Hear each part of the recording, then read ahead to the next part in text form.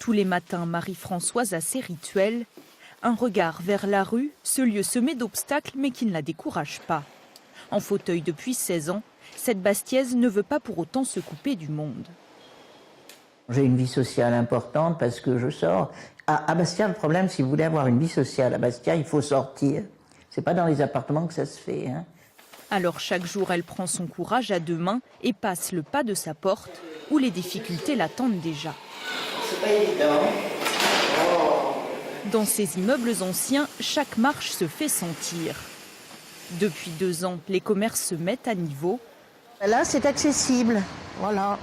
Même s'il reste des récalcitrants. Regardez la hauteur de la marche. Heureusement, pour acheter le journal, Marie-Françoise peut compter sur son libraire. Il y a plusieurs organismes qui aident au financement des travaux. Il y avait une date limite de mise aux normes. Il fallait respecter les... Il fallait être aux normes dans les délais. Beaucoup de progrès ont été faits en ville selon elle, mais il reste un point noir pour cette catholique, l'église Saint-Jean. Ceux qui sont catholiques et chrétiens ne peuvent pas venir à la messe. Ou alors il faut de l'aide, il faut vraiment que des gens les aident, les portent. Autre difficulté, les transports. Les bus équipés d'une rampe sont encore rares, un problème auquel la mairie compte remédier d'ici 2018 sur la ligne 1.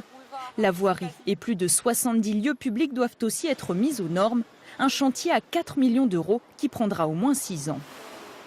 Bastia, c'est une ville qui est quand même assez contrainte de par sa géographie. On a beaucoup de rues qui sont en pente et donc très difficiles à mettre aux normes malgré tous les travaux que l'on peut mettre en place. Des efforts qui hissent cependant Bastia à la 23e place des villes les plus accessibles, selon l'Association des paralysés de France.